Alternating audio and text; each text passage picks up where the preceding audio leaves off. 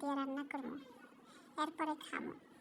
আপনারাও খাইয়ে দেখেন, খারাপ লাগে না, ভালোই লাগে। যদিও মোর স্বামী অতটা একটা পছন্দ করে না। তার কথা হলো সাথে 2-3 পিস মাংস দিয়ে দিত, তাও খাইতাম। শুধু চর্বি কেন দেবা?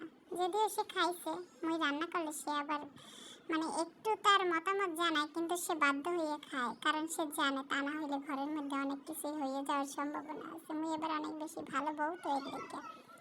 যাই হোক, নাচতে না জানলে উঠান দেখা যাগো, হ্যাগো হেরা কইবে যে কি খাও, কেমনে খাও। আর যারা নাচতে জানে, যেমন খাইতে ভালোবাসেন, সব খাইয়ে হজম করে নেবেন, পেটের মধ্যে কোনো সমস্যা দেখা দেবে না, বুঝছেন নি? আর যদি মনে করেন যে না এটা খাইলে ওইটা হইব, ওইটা খাইলে ওইটা হইব, তাইলে হইব।